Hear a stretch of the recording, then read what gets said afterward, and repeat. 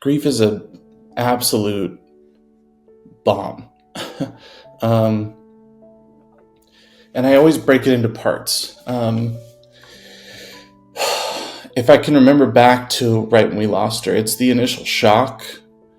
You cannot believe that person's not breathing anymore. They're not next to you anymore. They're not in your house anymore. And those days were really, really dark. Feeling more alone than you've ever felt. Feeling lost. All you want to do is talk to that person and you can't. My name is Kyle Appleford. I lost my wife to cancer. It's going on 18 months now ago. She had stage 4 lung cancer, non-smoking lung cancer, adenocarcinoma. And it was discovered at stage 3A. And it's crazy, some of the stuff I'm forgetting, but she had a exon 20 gene mutation, which was very specific in her cancer fighting journey and the different paths that she was able to take. I'm like a bubbly, funny guy. I don't like to take life too seriously, which cancer threw a wrench in that. I just like to spread kindness. That's what I do in my job, and the way that I parent and the way that I love in my relationship with Jen. It's all just about kindness and love, and I think I'm a really passionate person who cares, very empathetic. The kindest, sweetest human I've ever met. And how kind she was to the world, it was like multiplied by 1 billion to her kids. It's a rainbow like Rainbow Girl, and a lightning bolt like Lightning Boy, and a cloud like Little Leo. And to me, just passionate, sweet, caring, loving, always put herself second, third, fourth, fifth behind everybody else. And just the strongest person I've ever met. And then very quiet and reserved, which you wouldn't think seeing her YouTube, but very, very quiet and shy, but then behind closed doors with me, really funny and just the sweetest person I ever met. I finally got to ask, will you be my Valentine? Yes. I thought you'd never ask. It was a grocery store, and I was 16, and my mom said, you got to go get a job. And so I walked literally across the street, and I walk in to apply, and I worked there for probably about a year or so, maybe 2, and then took some time off to play sports, and then I came back. And I remember coming back for the interview to get rehired, and she was at the check stand, and I was with my girlfriend at the time. And I remember thinking, like, who is this? Like, this is the most beautiful girl I've ever seen. And then obviously that my relationship ended, and her and I just fell in love as best friends through working together. And then it turned out to, like, literally every single day we're with each other, to where both of our parents were like, what's going on here? And we would tell the world we're just friends, we're just best friends. But I was in love with her from the second I met her. She needed time she was in a relationship, but our love just blossomed the way that I think it should. We were just friends for so long, and we knew each other inside and out. And then once the clock ticked at the perfect time, we ended up together. And then as soon as we were boyfriend and girlfriend, I proposed like 8 months later. I knew I wanted to be with her forever. So yeah, I fell in love instantly. One of the hardest things is that, COVID was going on, and so it was really hard to get a doctor's appointment, just for anything. And on top of that, you had to kind of go alone for things. And so I couldn't go with her. And like I said, she was really quiet, really reserved. Whatever the doctor says, okay, that sounds good. And she had decided that she wanted to go back to school. So she was doing online school to become a teacher. And we would stay up late every night and do assignments, and we'd work together. And I told her, I'll help you through everything. She was nervous to go back to school. And then she started to have this, we had Ellis, who was probably 5 at the time, and Winnie, who was probably, I think she was like 1.5 at the time, maybe a little younger. And she was still breastfeeding. And my wife would, constantly pick her up and breastfeed her and then put her down. And then we co-slept with her, so on and so on. And then one night she was like, my ribs really hurt. The left side of my ribs really hurt. I don't know what the heck's going on. And I was like, okay, make an appointment or something. Like maybe they can give you like pain medicine or something. I don't know. We didn't go to the doctor ever. We didn't take any medications. We didn't even have Tylenol in the house to give her. Like she was like very big into like, no, just let my body feel what it's going to feel. And I don't need all the medications. Then the pain got really bad on the left side, just months. And then she went to the doctor, her previous hospital, previous insurance. And they were like, you're young, healthy. It's probably from lifting your baby all the time. Stop lifting her so much. Give it to the husband. Kind of like because she was super, super healthy. I mean, every number, everything, and the way she looked, everything, she was perfect. And so they were like, you're fine. And what are you feeling? And then when I stand up, I feel a little bit in here. Then 6 months went by, and she was like, Kyle, the pain is, I can't bend, I can't sit right, I can't do anything. It's just the left side of my ribs. I don't know if I cracked my rib during pregnancy or something. I don't know what's going on. And I was like, okay, well, we need to get you to get an MRI. I didn't know any technical terms at that point. I was like, have them scan you. So she made an appointment, or no, she had to go to urgent care. But right before urgent care, we went to the park the night before, and this is what caused her to go. My kids, she loved playing with her kids, and they were running ahead of her. And she was like, I'm going to go catch them. And she got out of breath within seconds. And not that she was an athlete, but that just was not common for her. And she was like, I should not be this winded. What the heck is going on? And that's what made us go to she went to urgent care. She had to go alone because of COVID. And she went in there, and hours of waiting. And then they said, we're not going to scan you. We're not going to put you through that. It's unnecessary. I don't know. They did an x-ray. Couldn't find anything on the x-ray. And then I said, please give me the phone. And so I talked to someone. I don't remember who it was. And I said, she needs to be scanned. I don't care what you guys need to do. Scan my wife. She's in pain. And she was like, oh, Kyle, why did you have to do that? And they took her back for a CT, and then she called me probably about an hour later. That felt like the longest time. And she called me upset and said they found something. And I said, what are you talking about? What does that mean? Like cancer? And she's like, yeah, I think so. And I'm like, what do you mean? Where? She goes, on my lung. And I'm like, on your lung? What are you talking about? She's like, yeah, I don't really know any details, but I'll call you in a little bit. And she's just bawling.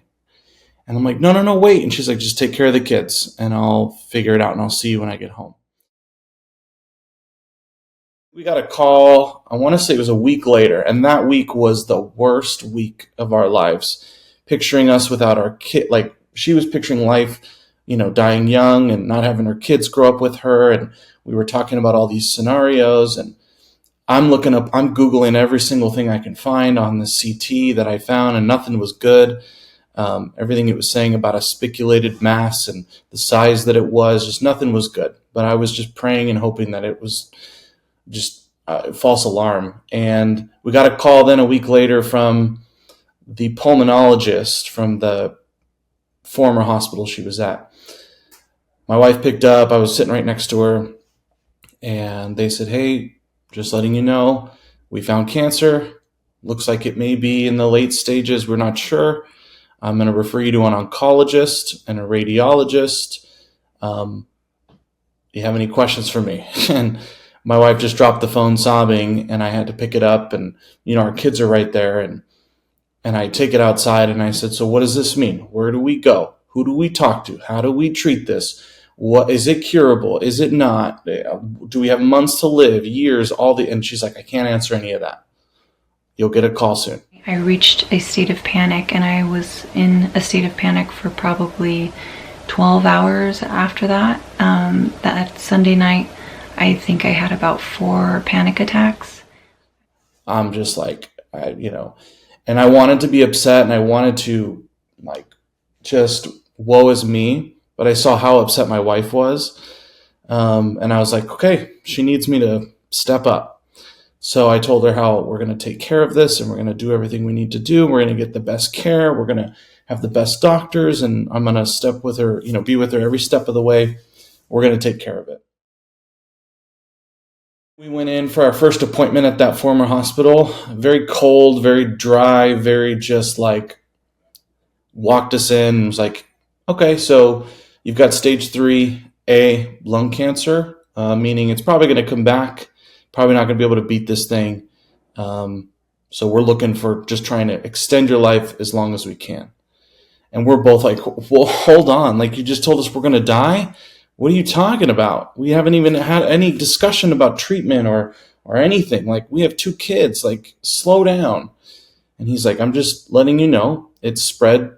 It's in the lung, and it's in, I want to say it was like 6 or 7 lymph nodes. So it moved around a little bit, but it hasn't hit any major organs besides that. So we're okay to start treatment, but you're not a candidate for surgery or anything. So just, it's going to keep coming back. This will probably be what the rest of your life looks like.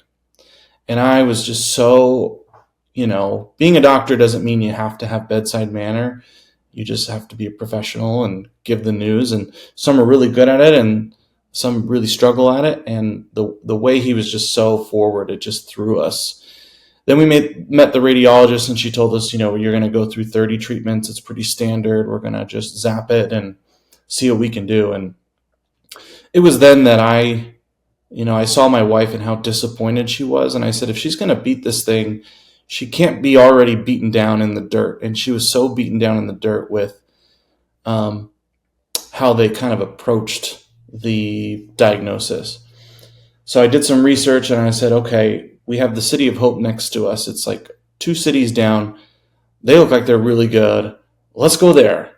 We also had a family friend who, she has like a mother-in-law who's an oncologist. And she said, I know one of the best oncologists in the world for lung cancer. He's at City of Hope. You're going to get there and da-da-da.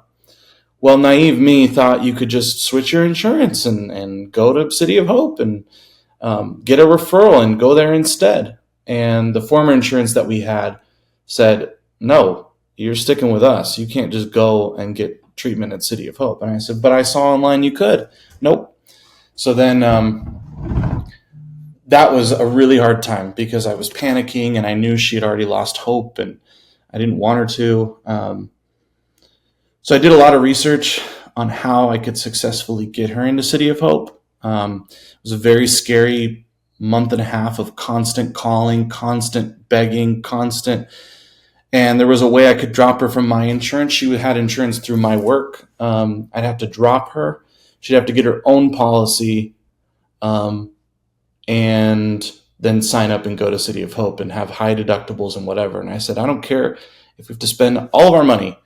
If that means you're sitting on, I tell her all the time, if that means I'm sitting on a porch with you and we're old and we're in debt, I do not care. Let's get you the best care in the world. And she said, okay. So we made the switch, ended up going through, thank God. And we went into City of Hope to get a second opinion, met her future oncologist. And they were just like the kindest people we ever met. Just like sat us down, told us it's going to be okay. And they had the same scans that the other place did. But it was just how they went about it. And they told us they were going to be with us every step of the way, which they were. And they confirmed that surgery was not an option because she had a lymph node that was close to her heart, a major artery that they couldn't remove. And they couldn't remove some of the lung because it already had moved around a little bit. So they confirmed stage 3A, almost 3B. And they confirmed where it was and what treatments they were going to do, which was going to be 8 or 9 rounds of chemo and 30 rounds of direct radiation to the lung, the tumor in the lung.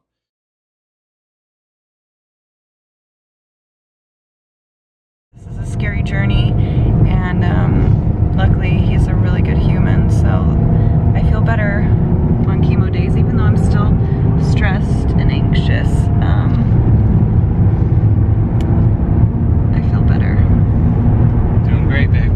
When you hear the words "you have cancer," I think most people's thought is, okay, how much longer do I have to live, and how much longer do I have with my wife? We both instantly thought of our kids. We couldn't help but, picture them with a life without a mom physically here with them, raising them. We instantly talked about, we have a daughter and all the girl things that a mom can teach a daughter, and all the comfort that a mom can provide a son. And we're talking about all these things, and your instant reaction is just fear. How much longer do I have? And what is this going to look like? And what kind of pain is going to be involved? What does treatment look like? When do I lose my hair? And you're just lost. You just feel like there's a billion things going on in your head. And I think if you get the right care, all those questions start to fall into line, and you realize you can't answer them all right now, and you sometimes never will. Cancer is different for every single individual based on age and stage and type and location. She reached a really good place with stage 3. We reached a place where we're like, okay, we can treat this for a long time. She had a couple different treatments that actually gave her like good quality of life. Like she wasn't feeling sick all the time. She did okay. Then we reached a little spot where there was a hiccup in treatment, and then she didn't have treatment for a while. And then we were driving home from one of our appointments after an MRI, and she got the call that it was stage 4.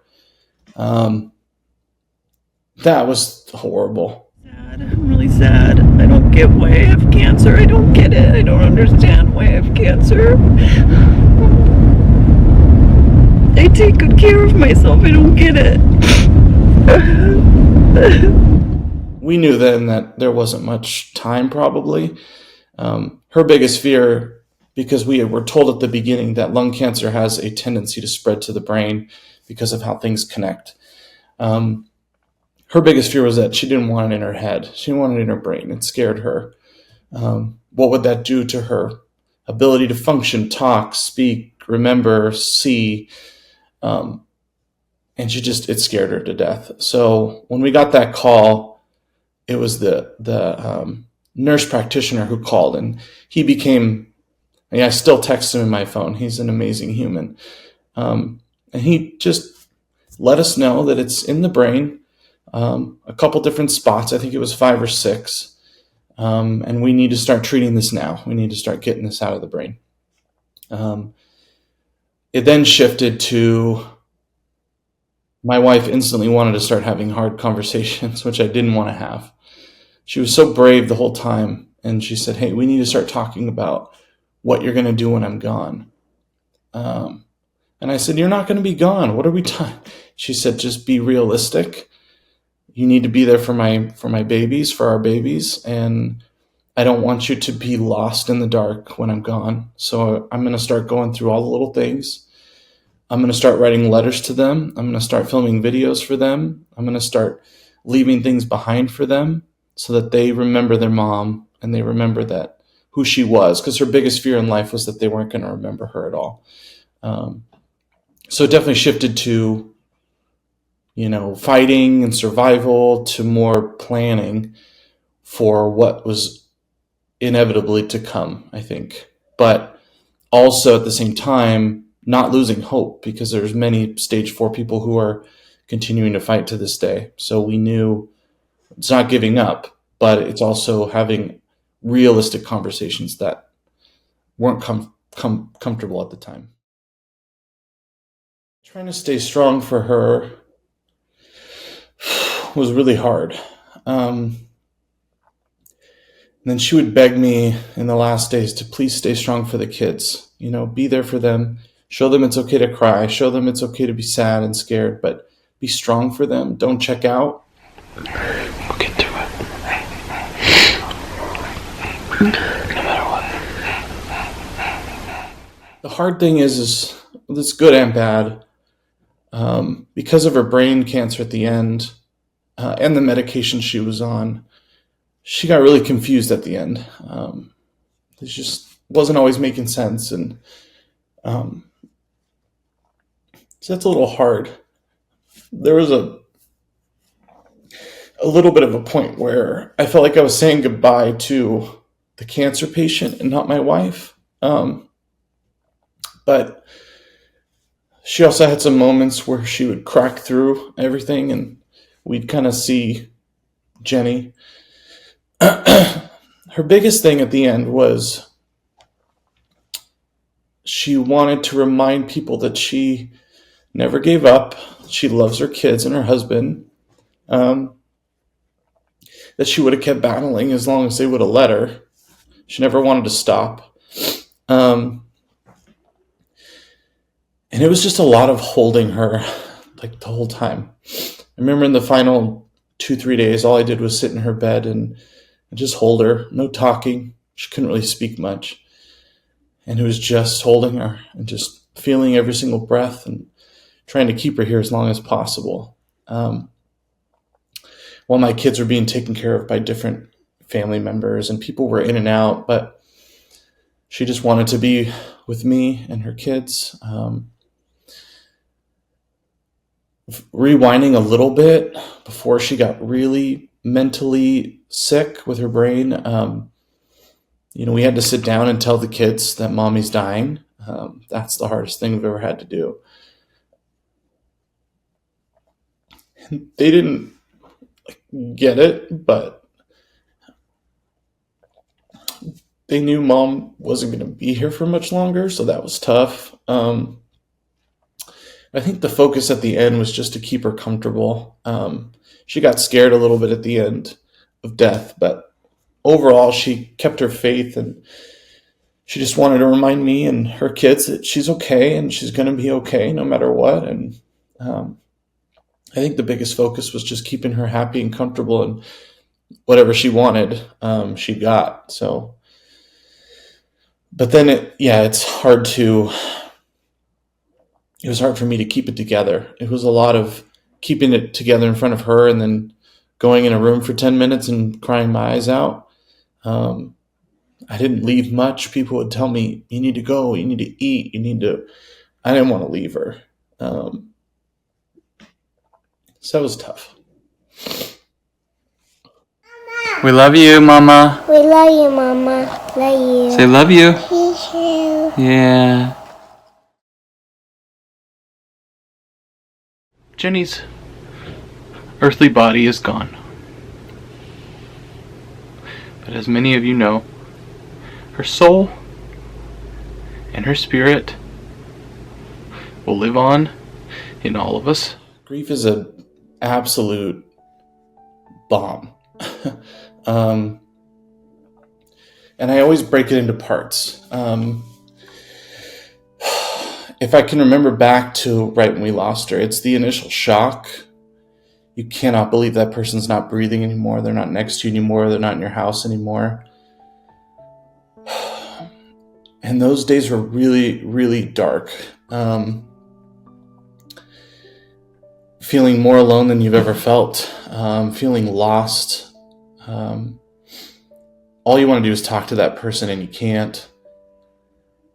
And then at the same time, for someone like me who lost the mother of their children, you have to comfort them. You have to be there for them. And you kind of have to put yourself on the back burner or else they're going to be forgotten about. So it was this balance of having to manage my own grief and then manage their grief, because as much as I wanted to sit and cry, they needed a dad. They needed someone there to take care of them, cook them meals, do their laundry, get them ready for school.